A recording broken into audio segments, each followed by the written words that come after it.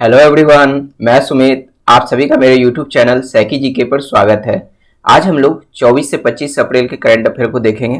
तो चलिए शुरू करते हैं। शुरू करने से पहले इसके सोर्स को देख लेते हैं कि the Hindu, the times of India, the Indian express से करंट के क्वेश्चन को लिया गया है। नेक्स्ट हम लोग देख लेते हैं कि जो है ये सभी एग्जाम के लिए इंपॉर्टेंट है, एनी गवर्नमेंट एग्जाम। ठीक है, तो चलिए स्टार्ट करते हैं।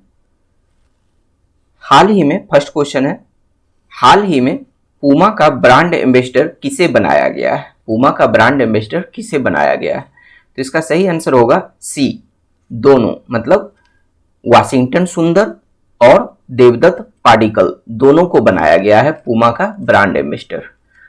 तो चलिए देखते हैं कि global sports wear brand Puma ने क्रिकेटर्स वाशिंगटन सुंदर और देवदत्त पाडिक्कल के साथ समझौते पर हस्ताक्षर किए हैं। ठीक है, नेक्स्ट पॉइंट है कि पूमा इंडिया, जिसने हाल ही में रॉयल चैलेंजर्स बेंगलुरु के साथ अपनी साझेदारी की घोषणा की है। IPL team royal Challengers Bengaluru है, उसी के साथ जो है पूमा अपने साझेदारी की घोषणा की है। ठीक है, नेक्स्ट क्वेश्चन है कि भारत के 68वें चेस ग्रैंड मास्टर कौन बने? तो यह बहुत इंपॉर्टेंट क्वेश्चन है कि भारत के 68वें चेस ग्रैंड मास्टर कौन बने। तो इसका सही आंसर हो जाएगा ए, अर्जुन कल्याण।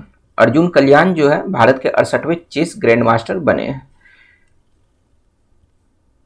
तो हम लोग देखते हैं इनके बारे में कि ये कहां से हैं। तो तमिलनाडु के अर्जुन कल्याण भारत के 68वें चेस ग्रैंड मास्टर बने हैं। एक तो क्वेश्चन ये हो गया कि भारत के 68वें चेस ग्रैंड मास्टर कौन बने, तो अर्जुन कल्याण। अब यह पूछ लिया जाएगा कि अर्जुन कल्याण कहां से हैं, मतलब किस राज्य से हैं। तो अर्जुन कल्याण तमिलनाडु से हैं। ये आपको यह भी पॉइंट याद रखना है। नेक्स्ट पॉइंट है, अब हम लोग कुछ स्टैटिक देख लेते हैं, करंट के साथ साथ स्टैटिक को देख लेते हैं कि विश्वनाथन आनंद 1988 में देश के पहले चेस ग्रैंड मास्टर बने थे। तो देख लीजिए यहां से एक स्टैटिक निकल के यह आया है कि करंट में यह था कि अभी वर्तमान में जो 68वें भारत के 68वें चेस ग्रैंड मास्टर बने हैं अर्जुन कल्याण। तो इसी से रिलेटेड स्टैटिक पूछ लिया जाएगा आपसे एग्जाम में कि भारत के पहले चेस ग्रैंड मास्टर कौन बने थे। तो विश्वनाथन आनंद बने थे। कब बने थे? तो 1988 में बने थे। ठीक है, अब हम लोग देखते हैं नेक्स्ट पॉइंट है कि विश्व शतरंज महासंघ, जिसे फाइड यानी FIDE के रूप में जाना जाता है। अब हम लोग कुछ और स्टैटिक बातों को देख लेते हैं कि विश्व शतरंज महासंघ का मुख्यालय कहाँ है। विश्व शतरंज महासंघ का मुख्यालय कहाँ है? तो इसका होगा स्विट्जरलैंड के लुसाने में जो है विश्व शतरंज महासंघ का मुख्यालय है। तो यहां से आपको दो स्टैटिक निकल के आया, एक यह पॉइंट और दूसरा इससे मुख्यालय जो है। ठीक है, नेक्स्ट क्वेश्चन की ओर चलते हैं। नेक्स्ट क्वेश्चन है कि संयुक्त राष्ट्र आर्थिक और सामाजिक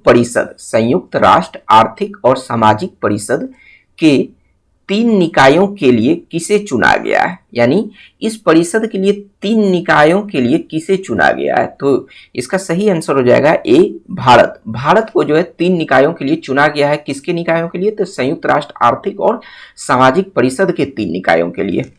तो देखते हैं इनके बारे में हम लोग कि भारत को संयुक्त राष्ट्र आर्थिक और सामाजिक परिषद के 3 निकायों के लिए कब से चुना गया है? मतलब एक तरह से कह सकते हैं कार्यकाल कब से स्टार्ट हो रहा है। तो 1 जनवरी 2022 से शुरू करते हुए 3 साल के कार्यकाल के लिए चुना गया है भारत को। ठीक है, 3 निकायों के लिए। अब देख लेते हैं कि हम लोग यह जो संयुक्त राष्ट्र का जो निकाय है, तो वह 3 निकाय कौन कौन सा है जिसके लिए भारत को चुना गया है। तो ये संयुक्त राष्ट्र निकाय है।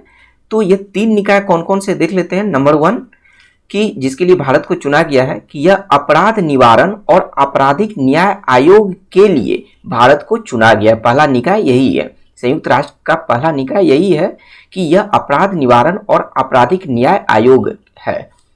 सेकंड पॉइंट है यानी सेकंड निकाय है कि लैंगिक समानता और महिला सशक्तिकरण के लिए संयुक्त राष्ट्र इकाई के कार्यकारी बोर्ड के रूप में भारत को चुना गया है। ठीक है, तीसरा निकाय क्या है? थर्ड निकाय कि विश्व खाद्य कार्यक्रम के कार्यकारी बोर्ड के लिए भारत को चुना गया है। मतलब ये जो 3 निकाय था, तो 3 निकाय कौन कौन सा है, तो आपको जो ये 3 निकाय का नाम भी याद रखना है कि किसी भी स्टेट पीसीएस और यूपीएससी के लिए आपको ये 3 निकाय का नाम जरूर याद रखना पड़ेगा, ठीक है, क्योंकि वहाँ एग्जाम में जो है आपसे निकाय से क्वेश्चन बना देगा और ऑप्शन में यही डाल दिया जाएगा।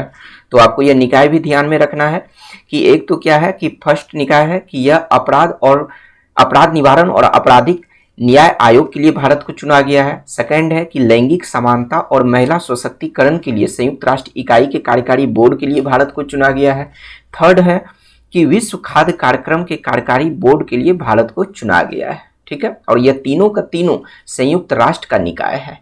तो संयुक्त राष्ट्र का कैसा निकाय है, तो क्वेश्चन में ही देखिए लिखा हुआ है कि संयुक्त राष्ट्र का यह आर्थिक और सामाजिक परिषद का निकाय है, ठीक है।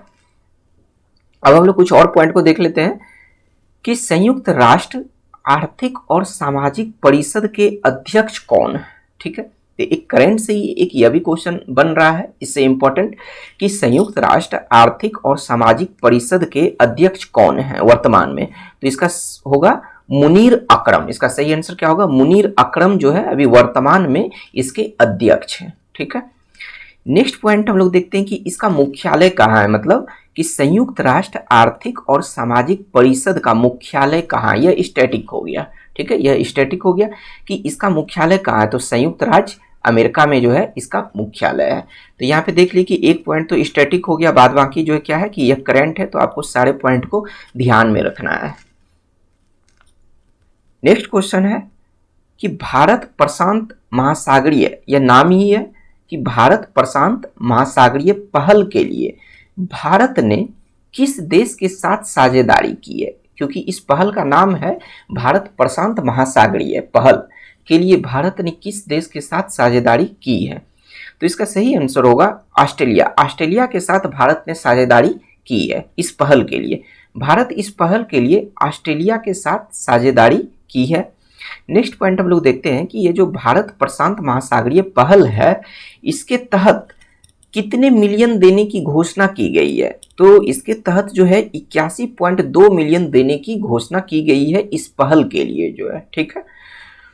नेक्स्ट पॉइंट है इसके अंतर्गत कि यह पहल एक स्वतंत्र, खुले और समृद्ध भारत प्रशांत का समर्थन करने में मदद करेगी। तो देखिए यह पॉइंट आपको याद रखना है, एक तो कितना मिलियन देने की घोषणा की गई है इस पहल के तहत जो है, तो 81.2 मिलियन जो है, यह बात भी आपको याद रखना है। नेक्स्ट पॉइंट है कि इस पहल का जो मतलब एक तरह से उद्देश्य कह सकते हैं कि यह किसको समर्थन करेगी, जो यह पहल जो है भारत प्रशांत महासागरीय पहल है, यह किसे समर्थन करेगी, तो यह एक स्वतंत्र, खुले और समृद्ध भारत प्रशांत का समर्थन करने में मदद करेगी, ठीक है। नेक्स्ट क्वेश्चन है कि international girls in ICT, international girls in ICT day कब मनाया जाता है, तो इसका सही आंसर होगा 22 अप्रैल। 22 अप्रैल को जो है international girls in ICT day मनाया जाता है।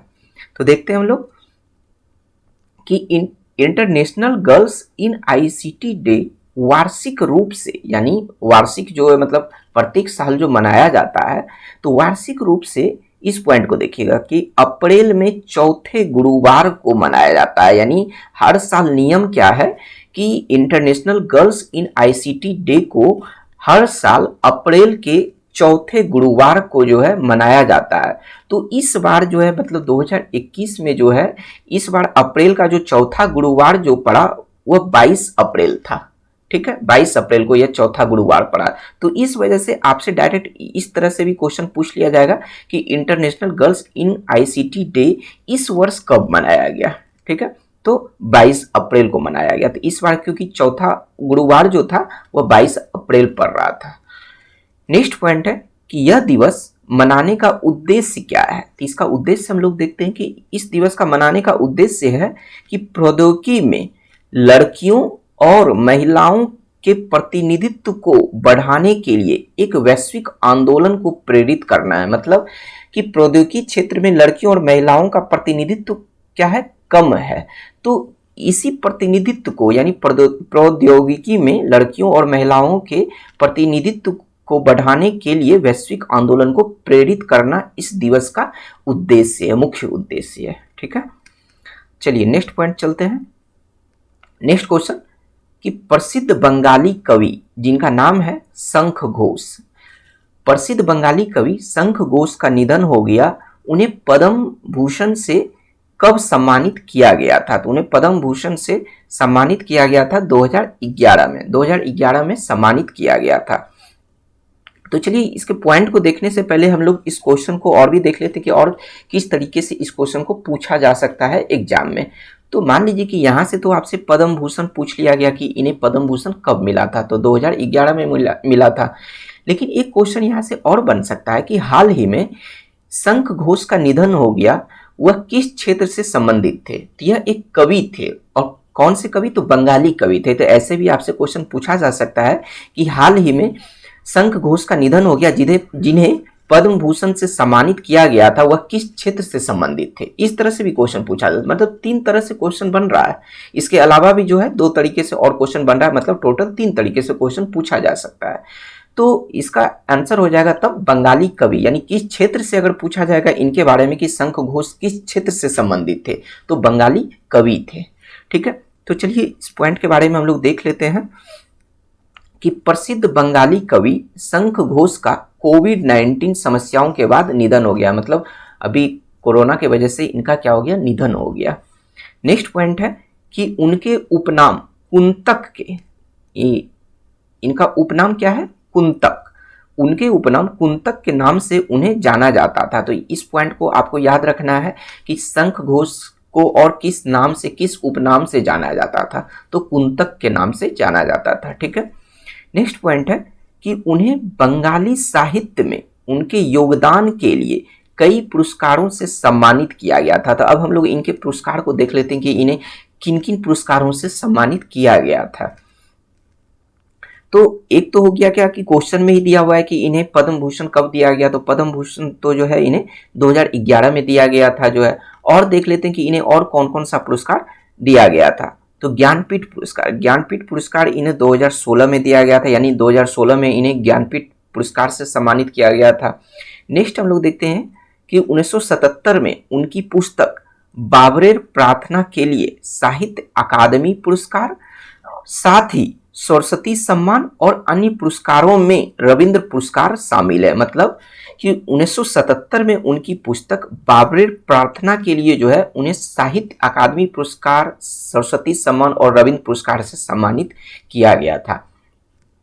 अब देखिए एक स्टैटिक यहां से बन सकता है आपके एग्जाम में। तो वो देखिए स्टैटिक कैसे बनेगा, क्योंकि आप करंट में देखते होंगे कि 2 तरह का किताब पूछा जाता है। एक जो करंट में चल रहा होता है उससे पूछ लिया जाता है कि इस किताब के लेखक कौन है।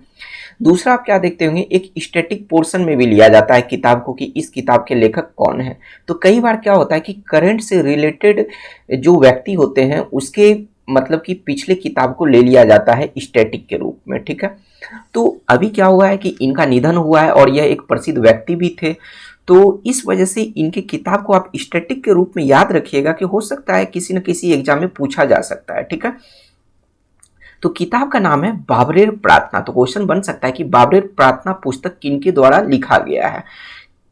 तो इसका सही आंसर हो जाएगा शंख घोष के द्वारा लिखा गया है। ठीक है, क्वेश्चन के फॉर्मेट को अगर आप समझ जाइएगा तो फिर एग्जाम में जो है करंट का क्वेश्चन एक भी नहीं छूटेगा। तो इसलिए क्वेश्चन के फॉर्मेट को समझिए, मैं ये बात बार बार बोल रहा हूं आप लोगों को। ठीक है, तो चलिए नेक्स्ट क्वेश्चन को देखते हैं कि राष्ट्रपति इदरिस डेवी, नाम क्या है राष्ट्रपति का? इदरिस डेवी का निधन हो गया, तो यह किस देश के राष्ट्रपति थे? मतलब इदरिस डेवी किस देश के राष्ट्रपति थे? तो इसका सही आंसर होगा चाड। ठीक है, सही आंसर क्या होगा? चाड, यानी यह चाड के राष्ट्रपति थे इदरिस डेवी, जिनका निधन हो गया है। नेक्स्ट क्वेश्चन है कि हाल ही में किशोर नंद लास्कर का निधन हो गया, वह किस क्षेत्र से संबंधित थे? नाम क्या है कि किशोर नंद लास्कर का निधन हो गया, वह किस क्षेत्र से संबंधित थे? तो इसका सही आंसर हो जाएगा अभिनेता। यह एक अभिनेता थे, मराठी अभिनेता भी थे और हिंदी अभिनेता भी थे। ठीक है, नेक्स्ट क्वेश्चन है कि विश्व पुस्तक और कॉपीराइट दिवस कब मनाया जाता है? विश्व पुस्तक और कॉपीराइट दिवस कब मनाया जाता है? तो इसका सही आंसर हो जाएगा 23 अप्रैल। 23 अप्रैल को विश्व पुस्तक और कॉपीराइट दिवस मनाया जाता है हर साल। तो देखते हैं कि विश्व पुस्तक और कॉपीराइट दिवस, जिसे अंतर्राष्ट्रीय पुस्तक दिवस और विश्व पुस्तक दिवस भी कहा जाता है, तो देख लीजिए इसका अन्य दो नाम भी है कि विश्व पुस्तक और कॉपीराइट दिवस को और किस दिवस के नाम से जाना जाता है?